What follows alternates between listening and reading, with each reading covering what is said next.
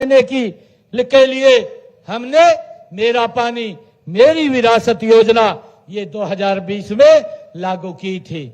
मित्रों, इस योजना के तहत वैकल्पिक फसलें लेने या खेती खाली छोड़ने वाले किसानों को हमारी सरकार 8,000 रुपए प्रति एकड़ की वित्तीय सहायता देने का भी काम कर रही है। और इस योजना के तहत मैं आप लोगों को बताना चाहता हूं कि हमने हरियाणा प्रदेश के अंदर 2,20,000 एकड़ में धान की जगह वैकल्पिक फसल बोने पर किसानों को 157 करोड़ रुपए की वित्तीय सहायता देने का काम हमने पिछले 10-10.5 वर्षों में हमारी सरकार ने किया है।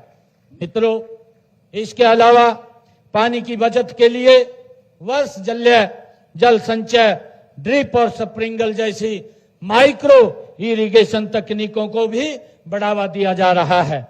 माइक्रो इरिगेशन तकनीकों पर हरियाणा सरकार 85% की सब्सिडी किसानों को दी जा रही है। अपने किसान के साथ खड़ी हुई दिखाई दी है। हमने प्रधानमंत्री फसल बीमा योजना के तहत क्लेम के अब तक पिछले 10.5 वर्षों में हरियाणा प्रदेश के अंदर 15,145 करोड़ रुपया डायरेक्ट किसान के खाते के अंदर पहुंचाने का काम किया है।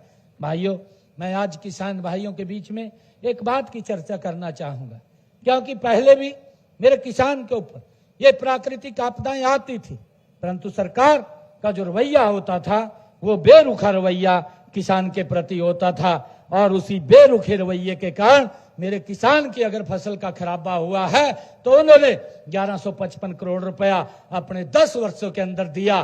परंतु आज डबल इंजन की सरकार नरेंद्र मोदी जी के नेतृत्व में चल रही है। आज 15,145 करोड़ रुपया 10.5 वर्षों में हमने किसान के खाते में पहुंचाने का काम किया है। मित्रों, हमने 2024 के सभी खरीफ फसलों के लिए किसान को 2,000 रुपया प्रति एकड़ की दर से 1,345 करोड़ रुपया भी उनके खाते में पहुंचाने का काम हमने किया है। क्योंकि पिछले खरीफ के सीजन में ज्यों ही बरसात कम हुई, हमारे किसान के खर्चे ज्यादा हुए, तो हमने निर्णय किया था कि हम किसान को प्रति एकड़ 2,000 रुपये एकड़ देने का काम करेंगे। और 2,000 एकड़ रुपया 1,345 करोड़ रुपया हमने उनके खाते में पहुंचाया। ऐसा हरियाणा के इतिहास में ये किसान भाइयों पहली बार हुआ है। मैं ये भी कहना चाहता हूं कि किसान हमारी खरीफ की 2025 में राज्य में अत्यधिक वर्षा हुई है। हम सब जानते हैं कि इतनी वर्षा के कारण हमारी फसल के ऊपर उसके दुष्प्रभाव पड़े हैं। इससे राज्य के कई हिस्सों में बाढ़ भी आई है।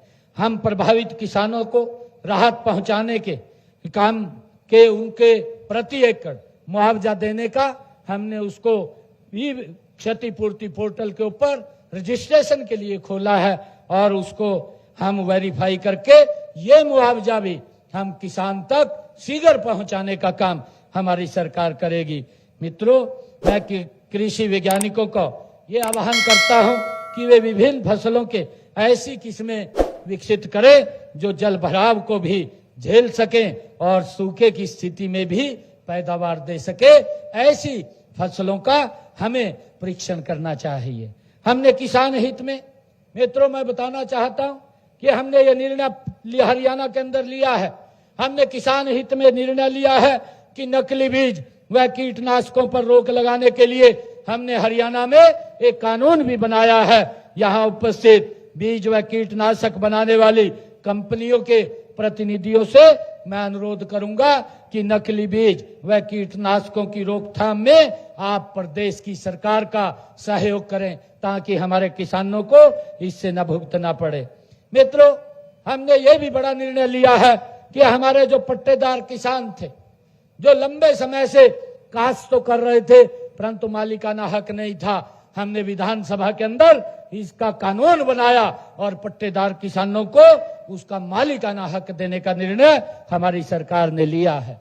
मित्रों, हमने यह भी निर्णय किया है कि हमारे गांव के अंदर जो पंचायत भूमि के ऊपर अगर किसी ने मकान बनाया है और 20 साल से ज्यादा उसको वहां मकान बनाए हुए रहते हुए हैं, तो उसको भी मालिकाना हक देने का काम हमने विधानसभा में कानून बना करके किया है। किसान भाइयों, मुझे गर्व है कि हमारे प्रगतिशील किसान भाइयों ने सब्जी व फलों की खेती के लिए net house, poly house, hitech green net house आदि आधुनिक तकनीकों को आज अपना रहे हैं। मुझे ये भी खुशी है कि हमने बागवानी को बढ़ावा देने के लिए सब्जियों व फलों के लिए भावांतर भरपाई योजना उसको भी लागू किया है और इस योजना के तहत अब तक हमने हरियाणा प्रदेश के अंदर 29,864 किसानों को 135 करोड़ रुपया, अगर मेरे किसान की फसल बाजार में कम दाम में गई है तो उसको भावांतर दे करके उसको भाव को समान करने का निर्णय हमने किया है और इसके तहत 135 करोड़ रुपया हमने किसानों तक पहुंचाने का काम किया है। मित्रों, अभी कुछ रोज पहले मैंने कुरुक्षेत्र में हमारे जो मधुमक्खी के किसान हैं उनको बुलाया था।